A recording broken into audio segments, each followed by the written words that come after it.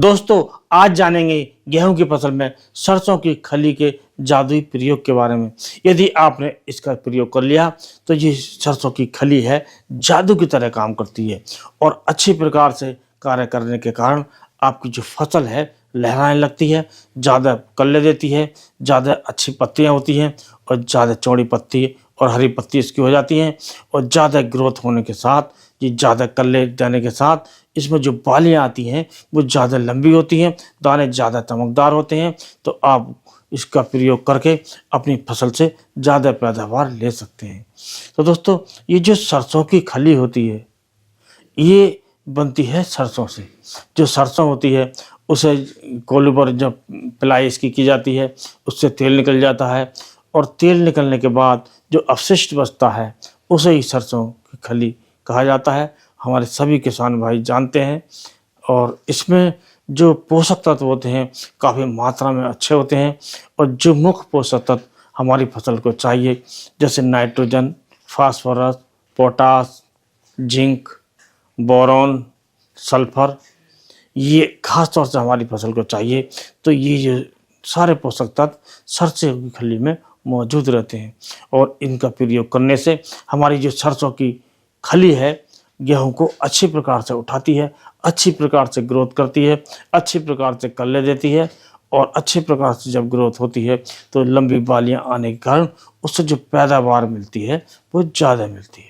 अब दोस्तों, ये जो सरसों की खली है इसकी मात्रा जान लेते हैं कि इसकी जो मात्रा है हमें कितनी प्रयोग करनी है। तो दोस्तों, इसकी जो मात्रा हमें प्रयोग करनी है वो प्रयोग करनी है 5 से 6 किलोग्राम प्रति एकड़। जो 1 एकड़ की अगर आपकी खेत है तो उसमें आपको 6 किलोग्राम सरसों की खली लेनी चाहिए और सरसों की खली को अच्छी प्रकार तोड़कर उसे पानी में डाल देना चाहिए। आपको करीब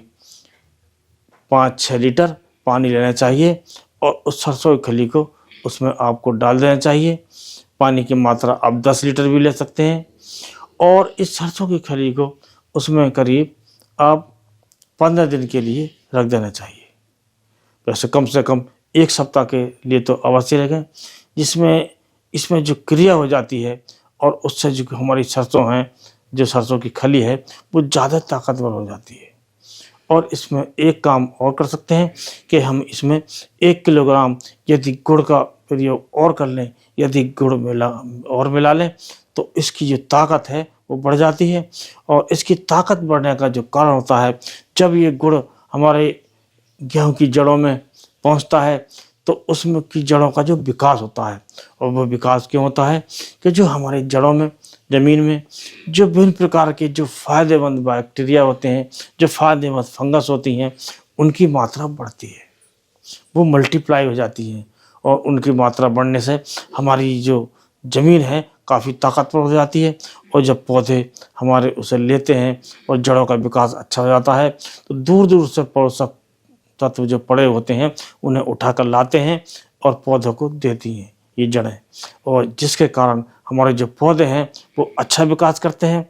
अच्छी पत्तियां उनकी हो जाती हैं और अच्छी उनकी जो जड़ें हैं उनका विकास हो जाता है और अच्छे जो कल्ले हैं वो निकल जाते हैं और अच्छे कल्लों की जब संख्या होती है उनसे ज़्यादा बालियाँ आती हैं, बालियों में दाने ज़्यादा होते हैं, बालियों में जो दाने आते हैं उनकी मोटाई ज़्यादा होती है, चमकदार होती है, तो हमारे जो गेहूँ है उसकी क्वालिटी भी शानदार होती है, जिसके कारण हमारी जो फसल है वो शानदार होती है। इसके साथ साथ जो उत्पादन आता है वो ज़्यादा आता है। तो इस प्रकार आप सरसों की खली का प्रयोग करके अपने खेत से, अपने गेहूं के खेत से ज़्यादा उपज ले सकते हैं और इस ज़्यादा उपज लेकर आप खर्च भी कम कर सकते हैं, क्योंकि जो खर्च आता है रासायनिक खादों में उसका जो हम प्रयोग कम करके और उसकी जगह सरसों की खली का प्रयोग करके हम ज़्यादा फ़ायदा ले सकते हैं। और हम ये सरसों की खली के साथ यदि गुड़ का प्रयोग कर लेते हैं तो इसके जो रिजल्ट हैं वो और बढ़ जाते हैं। तो इस प्रकार आप सरसों की खली और गुड़ का प्रयोग करके अपनी फसल में ज़्यादा उत्पादन ले सकते हैं। तो दोस्तों, यदि आज का वीडियो आपको पसंद आया हो तो वीडियो को लाइक कीजिए, दोस्तों में शेयर कीजिए। इसी प्रकार के वीडियो चैनल पर देखने के लिए चैनल को सब्सक्राइब कीजिए। तो आज के वीडियो में बस इतना ही। अगले वीडियो में नए टॉपिक के साथ फिर मिलते हैं। तब तक के लिए नमस्कार।